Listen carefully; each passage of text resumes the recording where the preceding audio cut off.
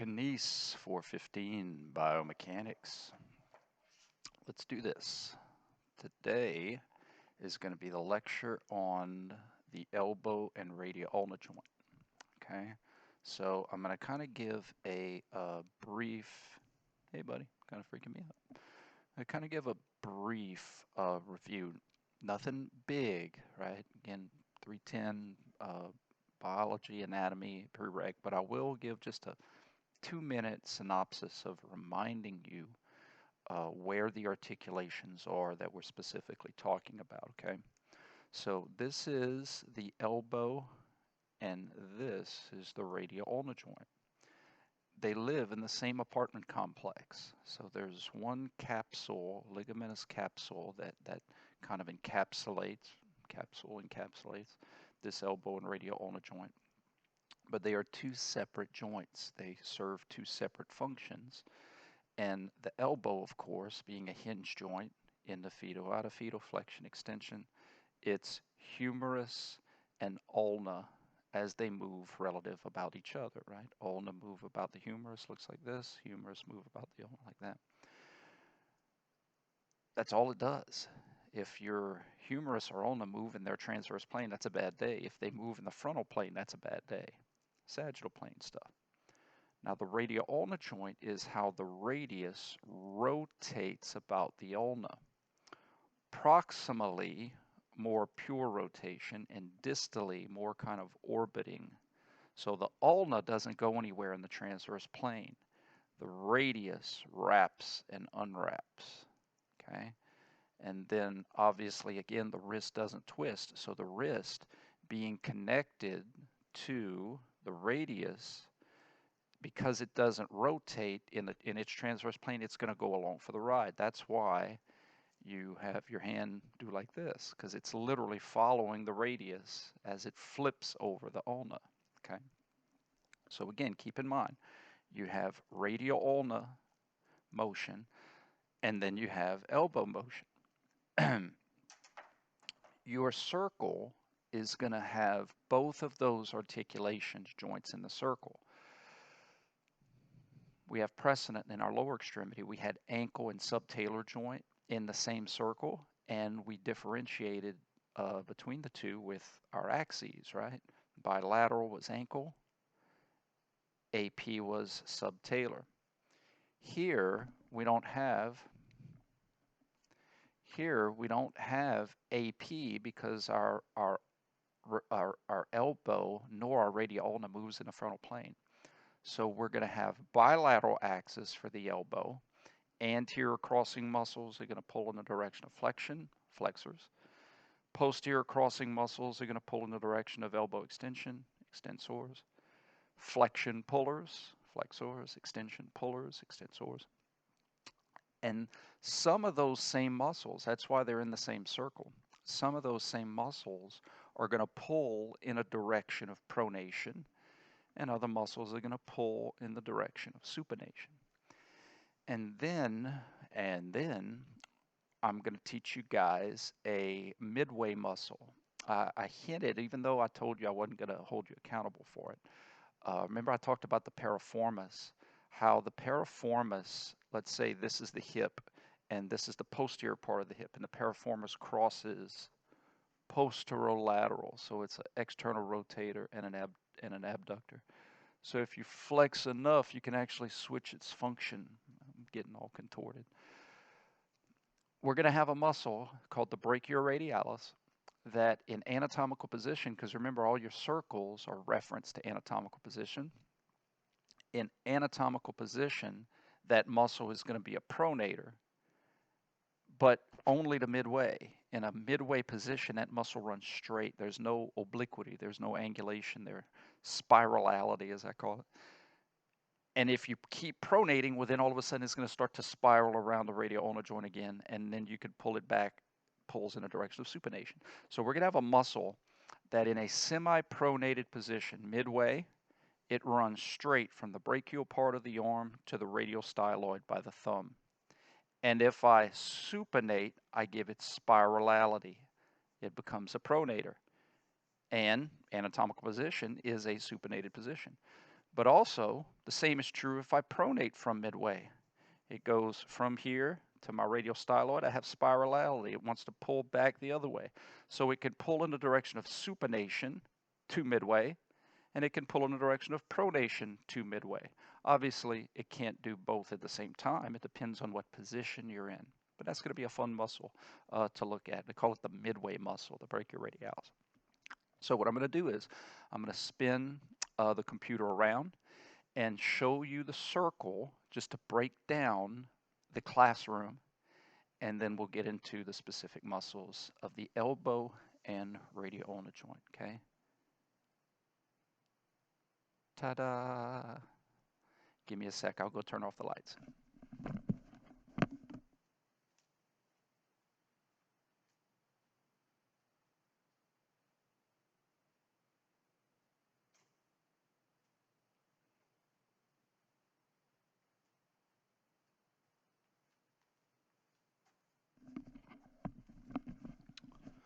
Okay, everyone, so this is how the elbow radio-ulna joint circle breaks down. So as you see, we're going to have, let me get a little pointer here. So bilateral axis represents flexion pullers and extension pullers of the elbow joint. So this is the elbow joint's axis. Flexion pullers are going to be over here. Extension pullers are going to be over here. Now, remember the precedent with the lower extremity, well, and the wrist as well, how muscles can sit on the fence, right? So here, without even talking about them, here's a muscle that sits, two muscles that sit on the fence, very similar to our soleus and gastrocnemius, right? Meaning neither medial nor lateral, only posterior. Well, here we have special radio-ulna joint muscles that sit the fence. Now, obviously, the AP axis doesn't matter for the elbow and radio-ulna joint, but these muscles sit in the bilateral axis fence. If you can imagine, even though you could see the axes right here, imagine like a glass bowl, because a glass bowl you could see inside the bowl, right? So if these were a glass bowl, they would sit on the AP and bilateral axis, meaning they are neither flexors, extensors, they just sit on the bowl, they sit on the intersection here, and all they do, all their function is for the radio-ulna joint. Why is the radio-ulna joint our polar axis? Look, polar axis, pronation pullers, supination pullers, pronators, supinators, because it's that polar axis in anatomical position. Remember, this is how you're looking at it, right? Polar axis is going to give us pronation and supination pullers. So that's why it's like the merry-go-round here. So whatever pro-Q and pro-T are, I'll define those later, but they're going to try to spin the merry-go-round this way. In anatomical position for my radio-ulna joint, that's a pronation puller. And then you can see this one that's on the fence is going to be a supination puller. Pronation pullers, supination pullers. And then the same goes for these guys when I get to them, okay? So that's a breakdown. The elbow radio-ulna joint, actually pretty simple. They are both, you have two uniaxial joints here. One, a hinge, flexion, extension, and the other we call a pivot or trochoid, a uniaxial joint that only allows pure rotation, spin stuff, okay? This looks a heck of a lot different than this because one has general motion. The blending of rotation and translation. Bring your arm up. Here it's more pure, more just rotation, okay? More pure rotation. All right, let's get into the specific muscles. Cruising along.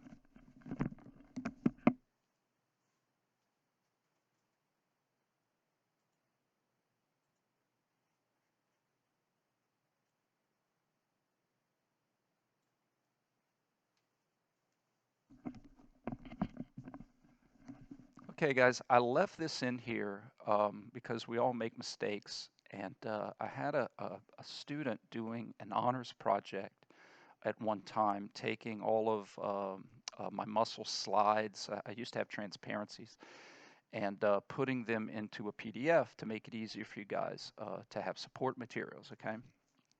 And this is such a great lesson where just because a muscle lives next to a joint doesn't mean it functions at that joint. So she accidentally put this pronator quadratus, a muscle that pulls in the direction of radio-ulnar joint pronation, that's square-shaped quadratus, the quad, and she listed it with your wrist muscles.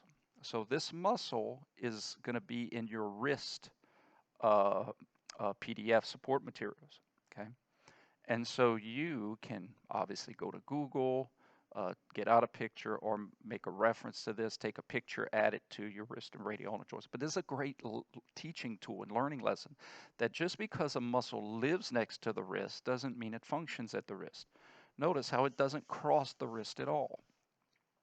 So Pronator Quadratus, guys, this is again an example of why I teach you guys that pronator doesn't mean pronation. Pronator means that this muscle, whether it's at rest, death, concentric, eccentric, isometric, pulls in a direction of pronation, and let me explain how it does that. First of all, in radio-ulnar joint motion, the radius is free moving about the ulna when you're not holding on to stuff, right? So the ulna is fixed, it's anchored, it's not going to spin. So here you have a muscle that is fixed on the ulna, and it wraps across the radio-ulnar joint and is pulling on the radius. It is literally trying to wrap the feet. I like to look at the radius as a human body. You have the head of the radius, so that would mean the distal end towards this radial styloid is kind of like the feet. And so if you think of my athletic training majors, you guys as well, you've ever seen anybody simulate a spine board where you have to roll the person over? Don't you have to do that in unison, and you have some people controlling the head and others the body, and then someone the feet? So the pronator quadratus, this square-shaped muscle that pulls in the direction of pronation, is wrapping the radius, pulling in a direction to wrap the radius. We could actually say it's going to wrap the radius around the ulna during concentric work, but the radius can wrap itself around the ulna because of eccentric work of the supinator. So that's why, again, we can't use muscles in motion as an all-the-time statement. Pronator quadratus pulls in the direction of wrapping the radius about the ulna distally. Okay, so this is in your wrist support materials, although it does not work at the wrist. It was an oopsie by my student, but what a great lesson that this muscle, just because it lives by the wrist, doesn't mean it functions at the wrist.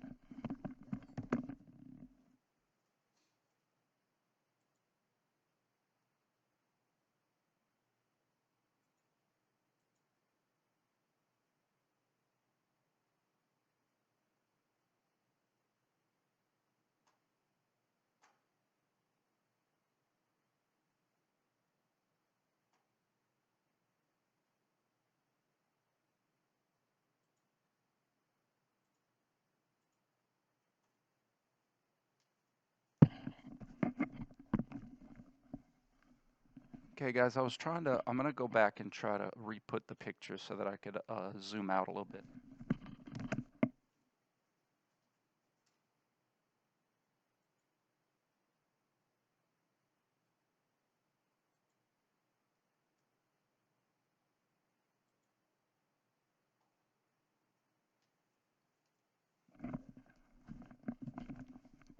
Okay, there we go. So we'll start off with our anterior compartmental muscles, the first one being the biceps brachii. Now, the brachial part of the arm is an arm that, I mean, we're familiar with it, kind of a midway part of the arm, more on the anterior side. You think about the brachial pulse, right? Pulse, maybe you'll get on a baby, brachial artery, brachial nerve. So a biceps brachii, a bicycle, two, ceph, I think is like Latin for head, cephalic.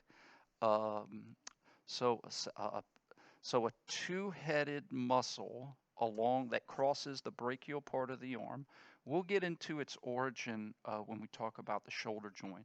But the short head goes to that coracoid process. The long head wraps through the bicipital groove and actually anchors on the supraglenoid fossa up top.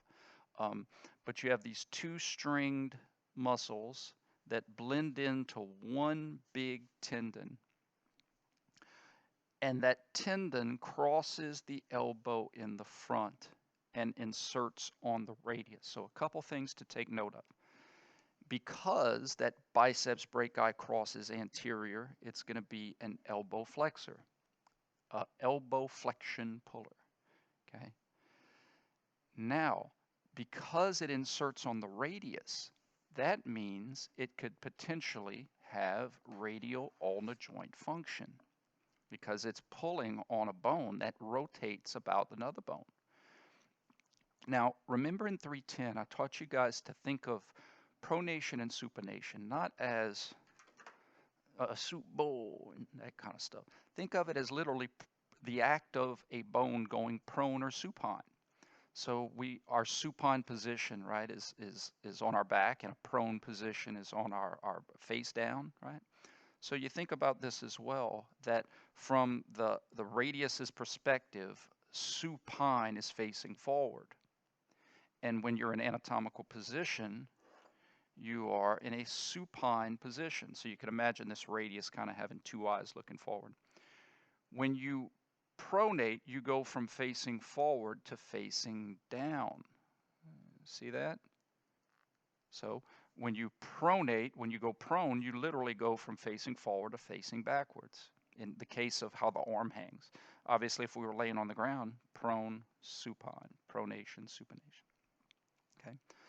So it's the same concept. We're going to have muscles that pull in the direction of pronation, trying to wrap the radius around the ulna, or trying to make the radius go from looking forward anterior to looking back posterior from the perspective of the radial head, anatomical position of the radial head looking forward, prone, supine, pronation, supination. Okay. The biceps brachii inserts on this little blue nub right here on the radius, radial styloid, or biceps tubercle, some kind of little bony nub name that they all kind of sound the same to me. But this little blue knob right here, that's where the brachioradialis inserts. Now, in anatomical position, it's very straight. There's no spirality. There's no angulation. There's no obliquity. So in anatomical position, that biceps brachii is only pulling in a direction of elbow flexion. But if you pronate and you wrap the radius around the ulna, well, now that muscle spirals around. And when that biceps brachii contracts, it's actually trying to unwrap the radius about the ulna. Another way to look at it, let me give you a different perspective. Here's my fingers are going to represent the biceps brachii's insertion, okay? And when I pronate, I wrap, and when it pulls, it's going to try to unwrap, pulling in a direction of unwrapping the radio-ulnar joint, meaning that it pulls in a direction of supination. Now, technically, in anatomical position, you could say, well, wouldn't it not pull in the direction of supination in anatomical position? There are a few muscles that we're like, look, man, any pronation you give, that muscle is going to pull in the direction of supination. So we could say kind of like in anatomical position, it's kind of, say, if it's contracting, think of it like this. If that muscle is contracting in anatomical position, it's preventing pronation, because any amount of pronation, all of a sudden that muscle, almost kind of like a splint. So that's why we could say that, hey, at anatomical position, it's a supinator, because it's preventing any type of pronation motion. Any little bit of pronation, and that muscle is going to snap it back, pulling in a direction of supination, okay? This gets a little bit confusing. Fibrous lacertus. That's just fascia. You have fascia all over your body, and fascia branches out from muscle sheaths. And we didn't understand the role of fascia, the shrink wrap of muscles. Some people now think that we literally just have one giant fascia that goes from our head to our toes, and it encapsulates all of our muscles, and it spins off of tendons. Proprioception. A lot of proprioceptors in fascia. However, this isn't a rope that's really significantly tugging on that ulna. So don't get confused on that. This is the rope right here.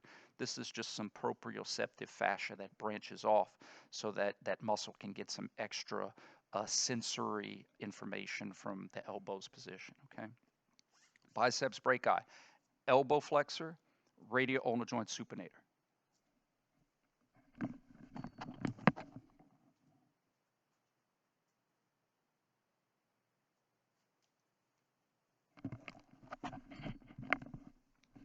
All right, I love precedent.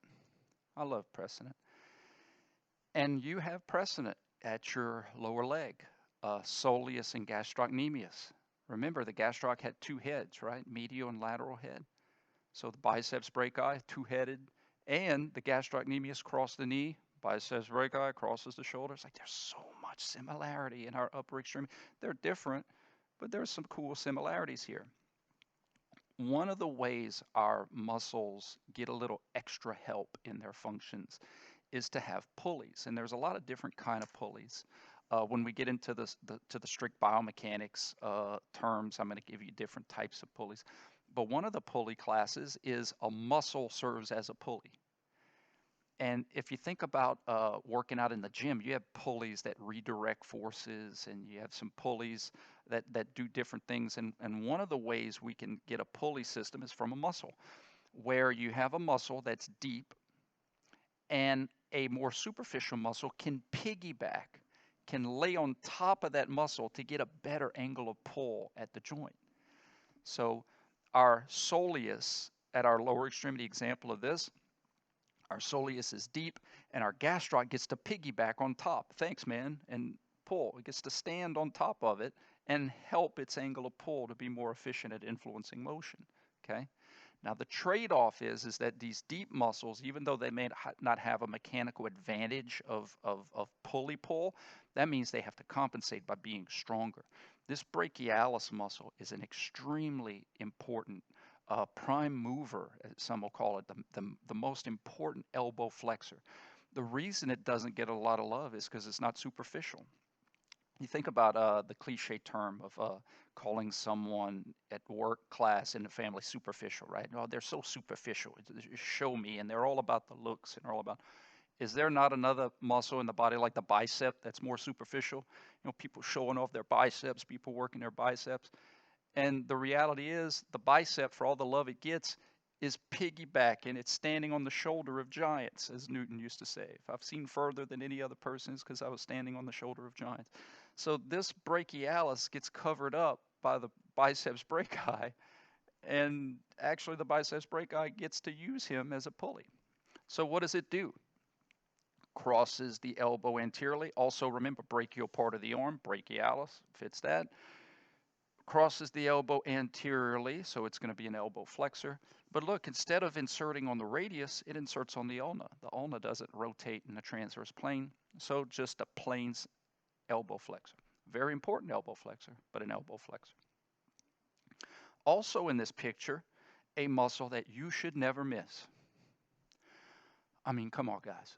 I mean, we had like flexor carpi ulnaris, extensor carpi, where there's suggested functions, but then there's some other stuff that might distract you, confuse you. This muscle is literally called the supinator. If you miss this on the test, shame on you. What does the supinator do? It pulls in the direction of supination. It's a supination puller. What does it not do? It isn't responsible for supination every time. Isometrically, it could work to prevent pronation. Eccentrically, it can work to allow pronation or slow down pronation. And only concentrically is it going to be responsible for supination. So again, remember that. We don't associate muscles with motion because you're only going to be right a third of the time. Something to remember. How does the supinator work? Well, it works by crossing laterally. So it's going to come from the elbow. Maybe I can show you on my arm a little bit more practically, okay? So it's going to cross the elbow laterally and pull in a direction of supination. So if you think about unwrapping the radius about the ulna, If the radius wraps around the ulna, I need muscles that pull in a direction to pull in a direction of unwrapping, just like I need muscles that pull in a direction of wrapping. So this supinator comes laterally closer to like where the analogy, radial head, maybe the shoulder area of the radius, and pulls in a direction of supination. And you can see it here, right? Look at that, pulling in a direction of supination. All right here, this little blue strip. Supinator, supinator. Now this is a left. Supinator, supinator, supinator. You're not going to miss that. I know you're not going to miss that. What does the supinator do? Pulls in the direction of supination.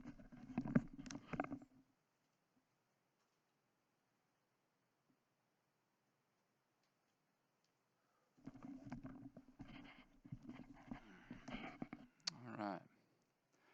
Pronator Teres. I'm going to get to the Pronator Teres before I do the Brachioradialis. Now, the Pronator Teres is well, first of all, pronator. It pulls in the direction of pronation. So about midway to, let's see, this is a left. So remember, I'm sorry, this is a right arm. I have a left example arm, which is not helping, but I'll do my best. Okay, so in other words, if we looked at it like this would be here. Okay, this is a left, this is a right. So the Pronator Teres, I'm going to give you an example on my own arm, kind of how it wraps, how it works. This is my right arm. My Pronator Teres is going to kind of come from the medial epicondyle of my humerus, crosses the elbow in the front. Yes, that means it's an elbow flexor, but it's not one of our big powerful ones. It's kind of more of a secondary one. So remember, I'm only holding you accountable for the prime movers, the big daddies, the starters. But what it does do significantly is because it crosses and wraps itself from the humerus, a fixed bone relative to the radio-ulnar joint, to the radius, it's going to pull in a direction of pronation. So if you think about it, we had the Pronator Quadratus that's kind of working at the feet, and here we have the Pronator Teres that's kind of working more on the thorax, okay? Pulling in a direction of pronation. You could actually see how that muscle would pull in a direction of wrapping the radius about the ulna. Okay. In addition, this picture right here shows the Brachioradialis, and this is that midway muscle. Okay. First of all, its elbow function crosses the elbow anteriorly, a big meaty elbow flexor puller. Okay. It does not cross the wrist. It stops at the radial styloid. It doesn't cross the wrist. Now, some of you athletic trainers may be confused because some of your reflex testing, when you do brachioradialis reflex, one of the things you look for is you look for the thumb kind of flipping up and that radial deviation signal. And you may be like, well, wait, if it doesn't cross the wrist, why do we get radial deviation? Why are we looking for the thumb? And the answer is that that's inertia. Meaning that when you reflex the brachioradialis and it reflexively causes the elbow to flex, well, if I flex my elbow, my thumb comes up, right? My whole hand comes up. So when you flex and you twitch, it's kind of like the end of the towel flicking, right? You're just kind of seeing inertia. It's not literally causing the wrist to radial deviate. It's just inertia flicking it up. Elbow flexor, because it crosses the wrist anteriorly. And then this is the fun part, okay? This is the feet. Remember how the Pronator Quadratus attaches close to the feet to wrap itself around? Well, in anatomical position, the brachioradialis, a muscle that starts on the brachial part of the arm and runs to the thumb side, can pull in a direction of pronation, but only to midway. Let me see if I can do that better for you guys. I'm going to get up on my toes here. So here's the spirality. brachial part of the arm, watch, forward, forward, forward, forward, forward, forward, forward. Well, where's my radial styloid? Lateral, lateral, lateral, lateral. So from here to here, I have obliqueness, I have obliquity. So this muscle can pronate me until I lose that obliquity. Straight, straight, straight, straight, straight, straight, straight, straight, straight. Angle, angle, angle, angle, angle, angle, angle. See what I'm getting at here? Okay. So if anatomical position was semi-pronated, the brachioradialis would not have a radio-ulnar joint function in anatomical, but that's not anatomical position. Anatomical position is supinated. So there's obliquity there. Now the issue that I need to teach you guys is, in anatomical position, it's a pronator because again, it has spirality, it has obliquity. In a semi-pronated position, it's straight shot, right? So just an elbow flexor. In a pronated position, it again wants to pull back to midway. So think of it like this. If I'm pronated, straight, straight, straight, straight, straight, straight, straight, straight, straight, side, side, side, side, side, side. There's my radial styloid. So there's obliquity there to pull it back to midway, okay? So the way I like to remember this muscle is in quadrants. If you think about radio-ulnar joint motion, you get about 180 degrees, right? And semi-pronated is 90 degrees. Semi-pronated is midway. Anatomical, 90 degrees, midway. Another 90 degrees, fully pronated. So the way I like to look at it is, from anatomical to semi-pronated is quadrant 1. And in quadrant 1, the brachioradialis is a pronator, meaning that it pulls in the direction of pronation, but only until midway, only until a semi-pronated position. Once it gets here, it's not trying to wrap or unwrap you. It can only pull in the direction of flexion. Okay. In quadrant 2, once I drift into quadrant 2, I start to spiral it back again. Now, it can only pull me back to midway. Quadrant 1, it wants to pull me to midway.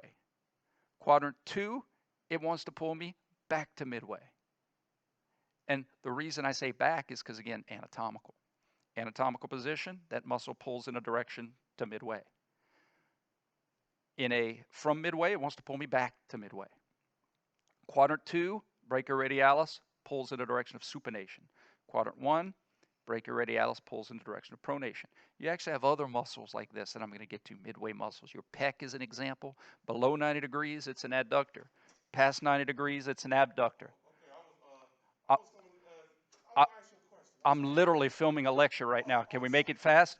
Make it fast. Hey guys, hang tight. I'm sorry, I just need a mask. Do you need one? Yeah.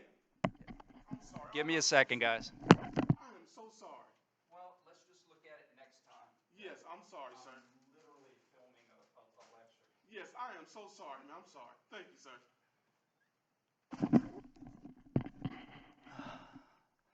Wow, live TV, everybody. 2020.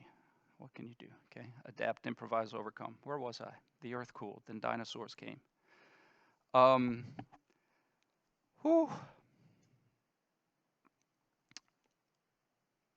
The trick with the brachioradialis is we have to remember its function is its pull. We don't associate muscles with motion, and that's going to be real important when we talk about the brachioradialis. I have my hammer here. Stop. Hammer time. So if I'm out here and the hammer's out here, the hammer is trying to supinate me, right? So if I'm going to hold it here, I don't need supinator muscles. I need pronator muscles.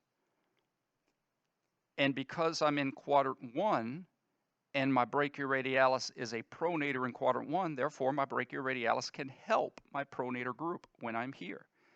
And in this example, because the weight's trying to supinate me, The brachioradialis can work concentrically to pronate me, but only up to midway, and it could work eccentrically to supinate me, but only from midway. Once I drift over here, the weight is trying to pronate me. So now I need supinators. The supinator, biceps brachii, but now I'm in quadrant 2. So the brachioradialis can be a supinator in quadrant 2. It can help. Concentrically, it could bring me up to midway. Eccentrically, it can let me down from midway. So very cool muscle that can switch its function based on the position or the radio-ulnar joint. It can't do both at the same time. Okay, it can only be a pronator in quadrant 1, supinator in quadrant 2, not both at the same time. I'm going to get into more practice examples of that as we go. Sorry, I got interrupted and kind of flustered me, but hey, what can you do?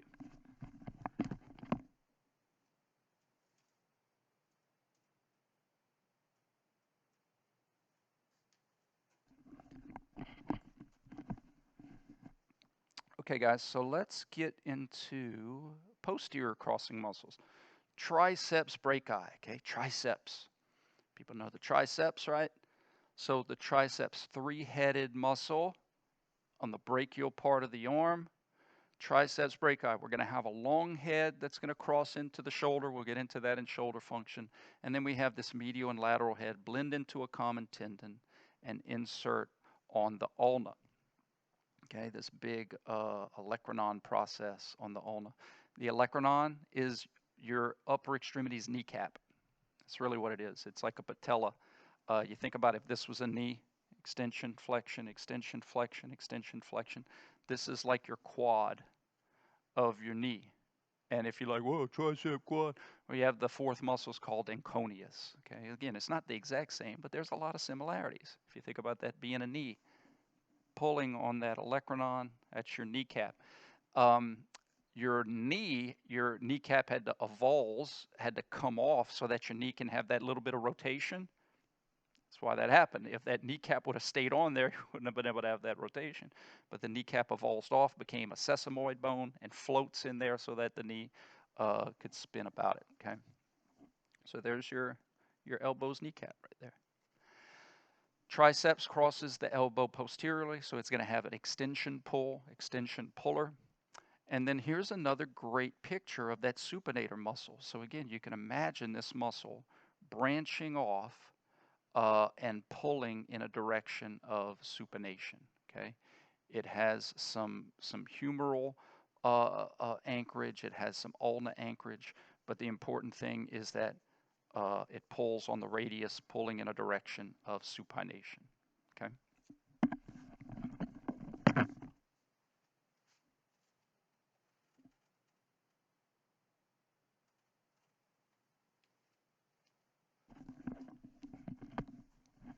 All right, wrapping up here.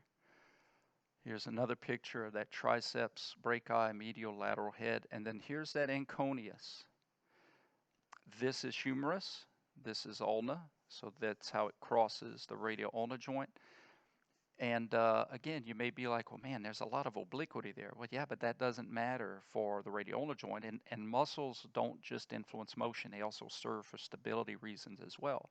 So kind of having this obliquity is another insurance policy to make sure that the ulna and the humerus stay articulated in different directions of stress. Okay, so the three heads of the tricep and the enconeus.